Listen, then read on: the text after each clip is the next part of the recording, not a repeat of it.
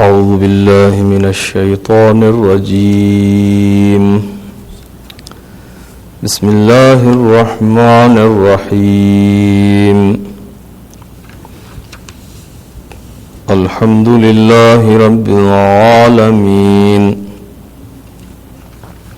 بارئ الخلائق أجمعين والصلاة والسلام على سيدنا ونبينا ومولانا أبي القاسم محمد اللهم صل على محمد وعلى أهل بيته الطيبين الطاهرين المعصومين. Dear brothers and sisters in Iman, yesterday we were speaking about the rights of husband and wife upon each other, and we discussed the rights of wife on her husband. Because of the time, I will not be able to repeat what I have said yesterday. Many of you have been here, so I hope that you are keeping some track of the discussion. And I stressed on the point that the atmosphere of whole family relies on the understanding and the mutual respect of husband and wife. If you want to focus on your children and you want to raise your children but without paying proper respect to your husband or your wife, you won't be able to achieve your purpose. Many make that mistake. They cannot reach to some terms with each other, and they cannot really come to some consensus or compromise among themselves, and at a time they decide to just abandon the spouse and focus on the children. And they think that this is a good strategy and they will be able to receive the results. But experience has shown that it doesn't work that way. Raising good children, they say in English, it takes a village to raise a child. And you are excluding even your own husband or your own wife. So how are you going to raise your children, a job which needs a whole village to do? And you are even excluding your husband or wife, the father or the mother is out. Only one parent is becoming in charge and is going to take care of this. It is unnatural. Yes, you can find some success stories here and there. Again, for different reasons, you can always find those odds. But as a routine, this is not going to work. In general, it will fail. The success will only come when husband and the wife or father or mother, both, hand in hand, they do this job. Father will do the fatherly job, mother will do the motherly job. And if they both work together with a proper vision in mind, with proper understanding, with mutual respect, enforcing each other, helping each other, strengthening each other, then the system works. So that is why it is very important for husbands and wives, fathers and mothers, that they need to come to terms, they need to compromise with each other in good faith, and they need to fulfill their rights first for each other, and then they should work together to take care of their children. In Desi families, one of the big problems is that at a certain age, mothers will try to focus too much on their children, and they start abandoning the rights of their husbands. And they become too much occupied with their children. And when mothers become too much occupied with their children, so they begin disappointing their husbands. And husband has a different nature. Wife has a different nature. Men and women are not made alike. They have different emotions, they have different mindset, they look at life from a little different angle, and their needs are also somewhat different from each other. Their actions and reactions are also little different. That's why even they are talking here about Venus and Mars. And they have two different colors, the pink and the blue. So it itself proves that there is some difference. So if one is pink and the other is blue, and one is Venus and one is Mars, so there is some reasoning and some rationale. So a mother can still do her duties and her responsibilities for her children, even if she is not satisfied, even if she is hurt, even if she is kind of not feeling quite comfortable at home. But her attachment with her children is of that kind that she is still able to do the motherhood, even when she has some issues or problems with her husband. But the nature of husband is such that if he is not satisfied, and if he doesn't have full satisfaction from his wife, and if he is not in good terms with her wife, he cannot really do a good fatherhood. He will become another problem at home, and he will create issues, he will create fuss, he will become very fussy, very ununderstanding, and will become actually a bigger problem than the kids. So if you want to really help your children, first help your husband.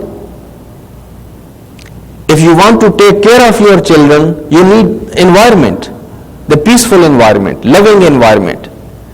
So you need to first attend your husband, and then bring your husband on your back, bring your husband as your supporter, bring your husband as your partner, to do this job together as husband and wife, as father and mother, to take care of your children. That is the recipe which is very successful, and this is something what our Desi wives and Desi mothers need to learn. So after that, now I am now taking the list, because we have discussed 3 rights of a wife on the husband. The first one was to provide all the needs and necessities of the wife, whatever she needs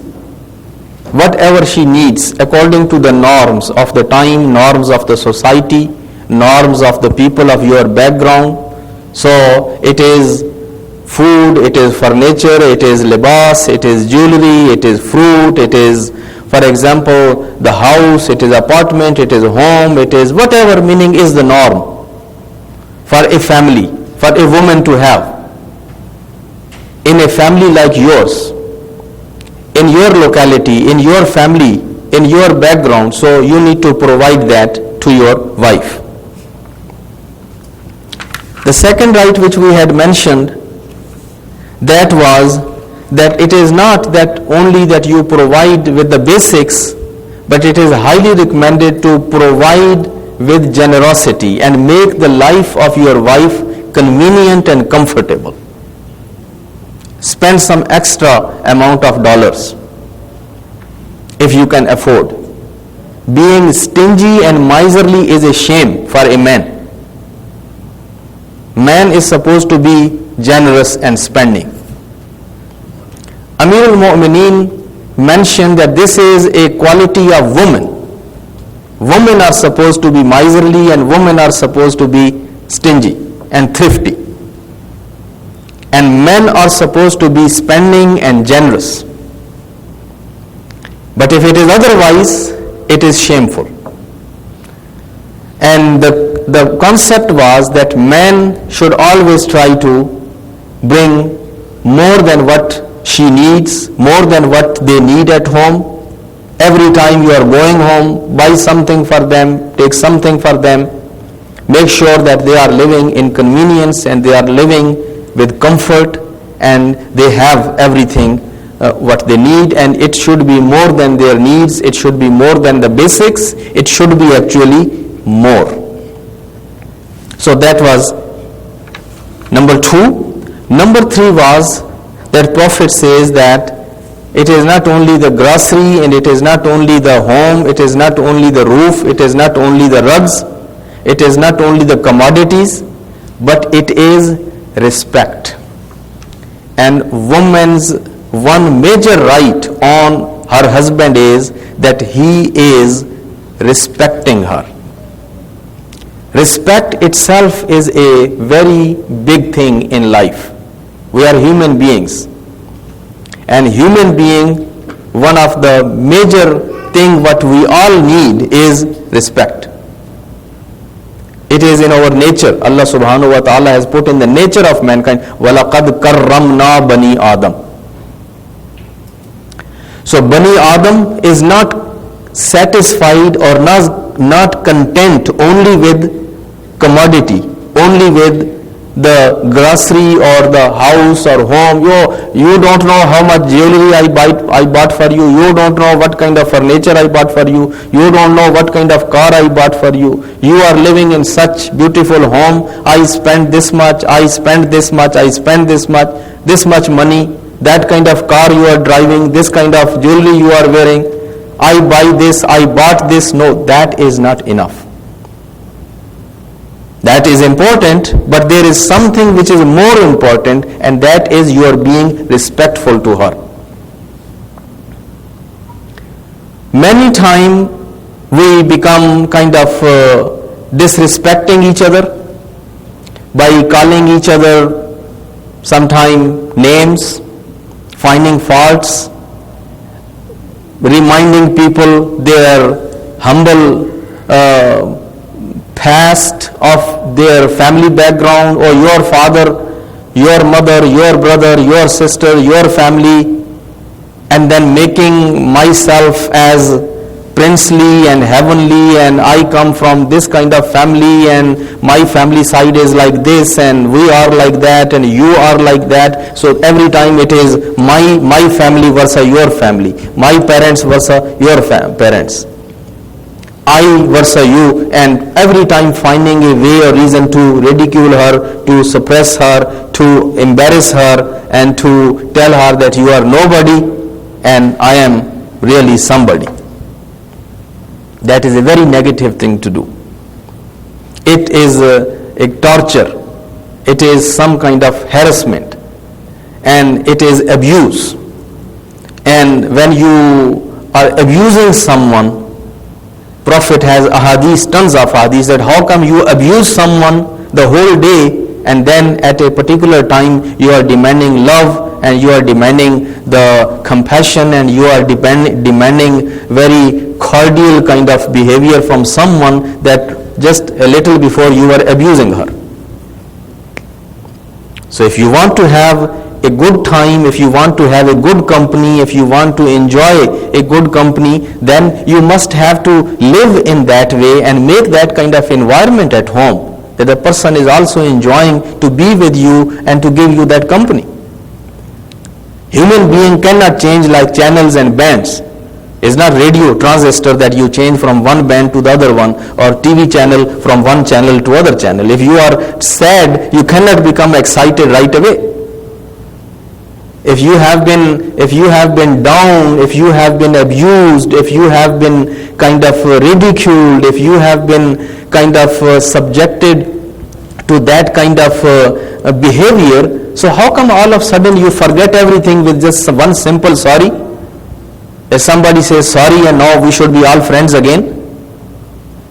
So it doesn't happen like that. So people have to keep in mind that respect is very important thing, and it is a right of the wife on her husband that he must respect. And I mentioned this yesterday and I'm saying it again. If you don't respect your wife, your family is not going to respect your wife. Your own father will not respect your wife. Your own mother will not respect your wife. Your own brother and your own sister will not respect your wife. And eventually your own kids are not going to respect your wife, yani their mother. And the community people, your friends, they all know that he doesn't have any importance for his wife. Anybody can get away by saying anything or doing anything to her. Your wife will become a target of abuse and disrespect for everyone in the family and in the community. So if you don't want to see that happening, you need to respect your wife, utmost respect, and make it known to everyone in family that nobody has any right to disrespect your wife, even your father, even your mother, even your brother or your sister. If they have issues, complaints, concerns, they should bring it to you. In a very respectful manner, you are going to sit down, you are going to talk, you are going to listen, you are going to resolve the issues, you are going to do the justice, you are going to do, inshallah, everything what is in your ability, but nobody directly can go and disrespect your wife, nobody can go and bother her, nobody is allowed to do that because she is your wife.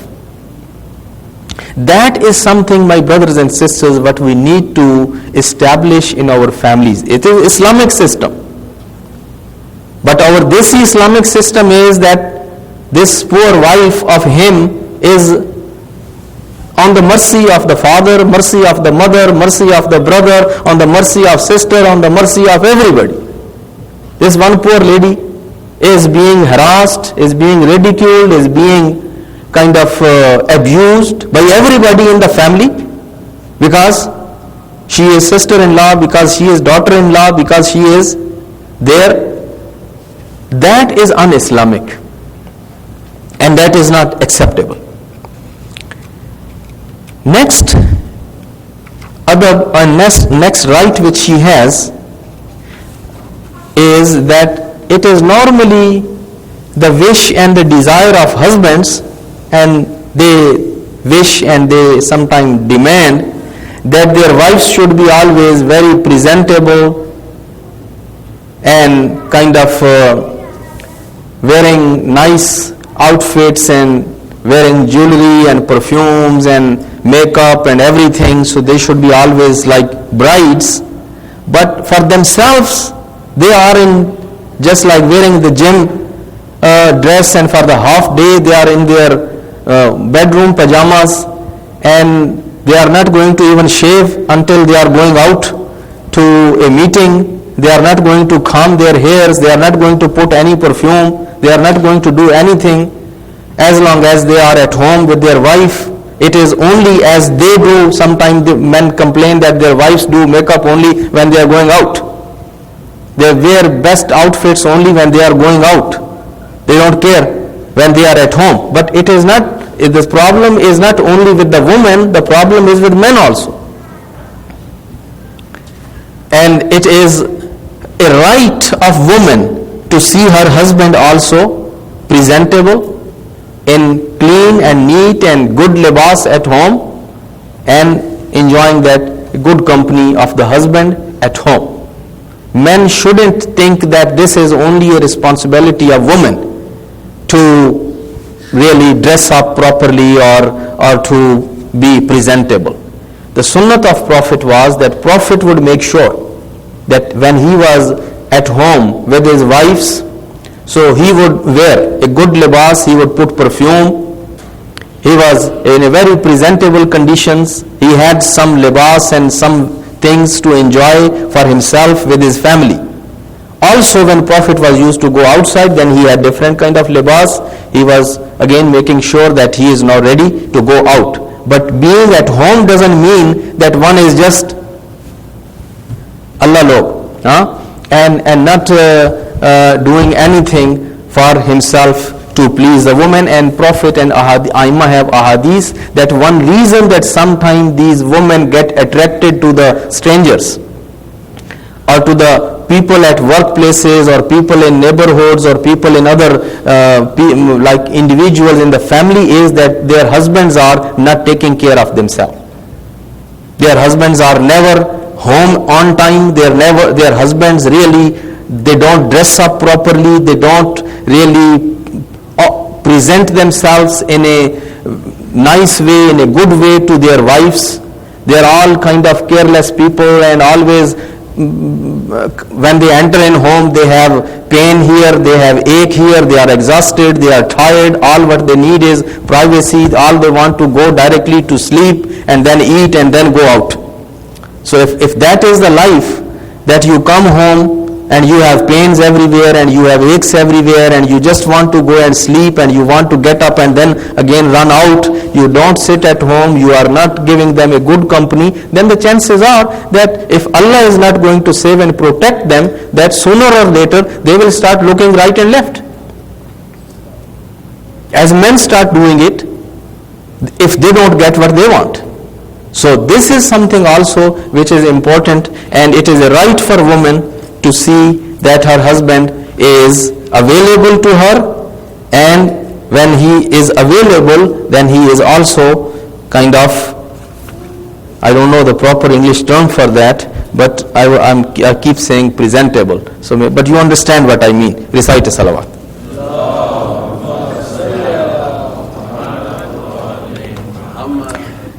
Next, right of, it is a right of both, but this is particularly mentioned for women, that men should be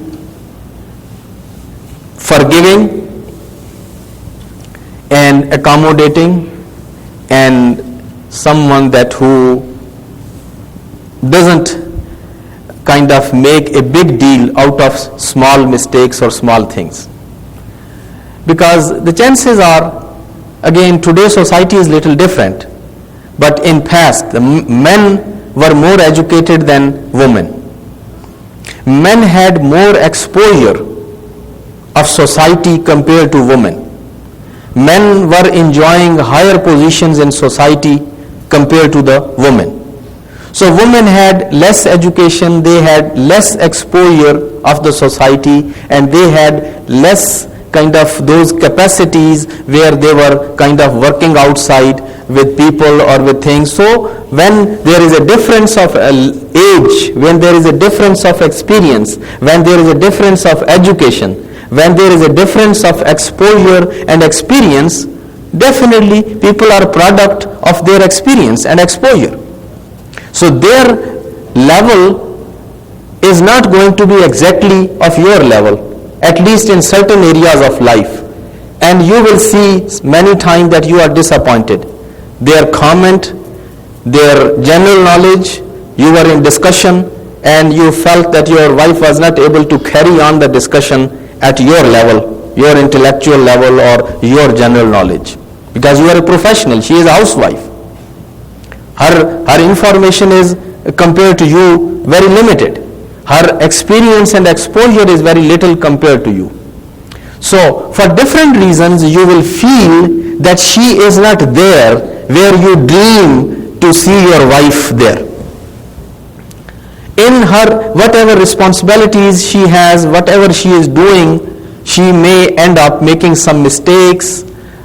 She was cooking, but at the same time, for example, something happened and the food was burned, or she was doing the what you call the ironing. Iron कहते हैं इस्त्री करना है कपड़े को, and it was your favorite shirt, for example, and she burned it while she was pressing it, or you were very much attached with something and she broke it or she lost it. Things happen in life. So Prophet and Imams are saying that a man is the one that who can forgive, who can accommodate those shortcomings. Though the man is the one that who can forget things instead of now fighting for that, making a big deal out of that. These are small things. Things happen. And the one who is senior, the one who is bigger, the one who is leading, the one who is in charge should have bigger chest, should have bigger mind, should have bigger heart, and should be able to forget, forgive, and keep moving on.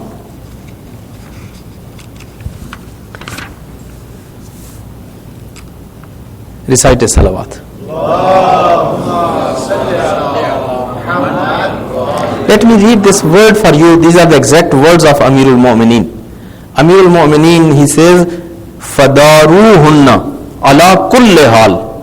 Fadaruhunna, dara, and its masdar is mudarat. Mudarat is actually being very much accommodating and very much kind of accepting people, even if they are making mistakes, even if they made mistakes, still you do mudarat. And Prophet says, do mudarat with them ala kulli hal. Not only that, oh, she always does like this, or you always have to do the mudarat. Or, meaning it is not in this area I can do mudarat, in that area I cannot. Amirul Mu'mineen, the wise man, actually the Aql Kul, the one who knows better than anybody else. He says, if you want to have enjoyable life, the secret is that you do mudarat with them. Forget them, accommodate them, give them the benefit of doubt, give them one more chance, one more chance, one more chance, but don't make a big fuss with them. If you want to enjoy your life and you don't want to make it miserable. Last thing is something which is also very important, and that is that while she has many rights on the husband, but she can always request, give her feedback, and can give the wish list or can give her input, but she shouldn't be given that much room where she can become the whole and soul in charge of her affairs and the family affairs. There is a good balance here.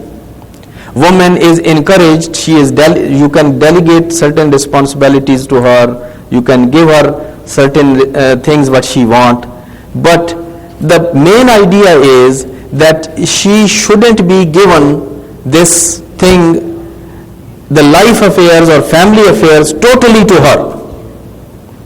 That she is the, as sometimes they say, oh, my wife is the boss for the family and she does everything, whatever she has to do. And man doesn't have any role in check or balance or any kind of like what you call supervision, or finally having the authority to stop something, to say that buck stops here or something like that. So man, again, the one extreme is either I will take the full control of everything and she is nobody, or I will just delegate everything to her where now she is everything and I am nobody.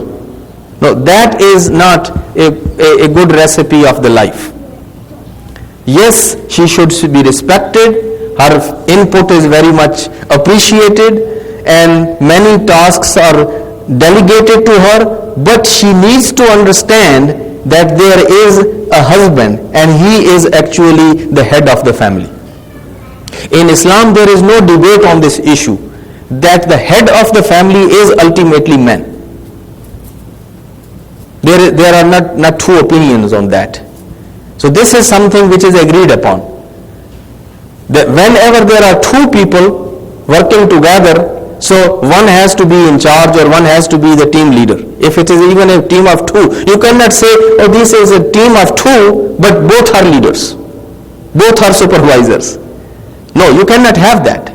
So one person out of two has to be the leader, team leader or supervisor or whatever the name you want to give. So that one person, according to Islamic system in the family, is the husband is head of the family. But I am saying head of the family, I am not saying dictator of family. Being head and being dictator, these are two different things. So he is head, but he is supposed to be more educated, he is supposed to be more informed, he is supposed to be more mature, he is supposed to be more balanced, more wise, and he is supposed to be a good leader for the family. So he will delegate many things to the wife, but he doesn't have to delegate so much so in a way where she becomes totally kind of like she becomes a dictator and starts deciding everything at her own for the family, for the children, and for everything. So that is something Prophet says it is not something that you are trying to be nice with her, actually you are corrupting her. That's the point.